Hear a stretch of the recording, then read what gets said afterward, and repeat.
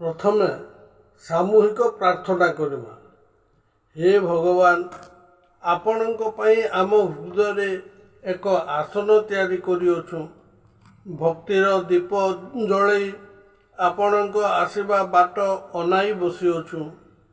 आपण देखा देबे कि नहीं ताहा आपणकर इच्छा। आमे सेतेबेले जाई आपणकु अपेक्षा करि रहिबु। आम आखिर लुहरे मनर अहंकार मुक्तुरी जीवा जाए। आपण आम हृदयर दुख बुझी पारुछंती। तेणु आमे किछि मागिबु नाही कि किछि कहिबु नाही। जन्म जन्म धरी आमे आपणकर अपेक्षारे बाट अनाई बसी रहिबु। ओम शांति शांति शांति। अनेक लोक गठनमूलक कार्य करती नहीं। निजको सजाड़ा परिवर्ते उजाड़ी बसंती। जीवन पाई जहाँ निहाती दरकार ताकू मध्य सेमाने अवहेला करती। पशा खेल देखिबारे घंटा घंटा समय नष्ट करती। चा दुकान पान दुकान रे बसी अजथा गपसप कर समय नष्ट करती। समस्ते गृह को सफा करती।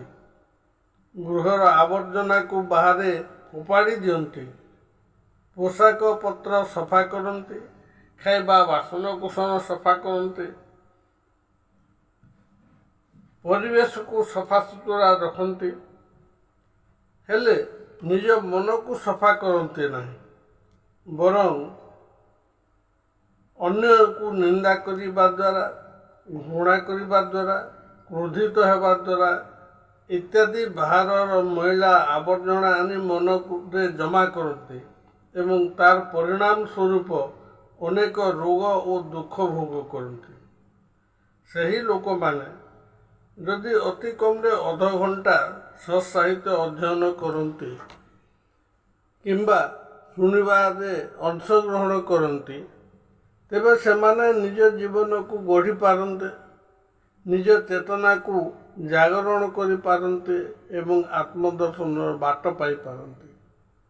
अभ्यास बल बलवत्तर रहिबा द्वारा सेमाने जे कौनसी स्थान रे ईश्वर को अनुभव करि पारंते। सबु परिस्थिति रे निजर समता रखिबा को हेले अभ्यास निहाती दरकार। असाध्य को साध्य करी हुए अभ्यास द्वारा। असंभव को संभव करी हुए अभ्यास द्वारा। एक साधारण कथा नुहे अभ्यास। शास्त्र माने अभ्यास को जोग बोली कहिसंती। अभ्यास जोग उच्यते। कौनसी कार्य को बारंबार करिबा द्वारा ताहा अभ्यास से परिणत होइथाय। अभ्यास बढ़िले ताकू छाड़िबा सहज हुए नहीं। ताहा मंद अभ्यास हो किंबा भल अभ्यास हो। अभ्यास को बदलाई हेब नहीं बोली चिंता करबा मध्य भूल धारणा अटे। आमर भल अभ्यास को छाड़िबा उचित नुहे। ताकू बढ़ेइबा दरकार। भल अभ्यासर सफलता आमको आनंद आनी दिए। अन्य पक्षरे मंद अभ्यास द्वारा आमे निंदित होता क्षति पड़ी था। प्रकृतिर नियम अनुसार जड़े भल लोक पाखरे जदि मंद गुण थाए तेबे भल अधिकता हेतु मंद गुण धीरे धीरे मिल जाए।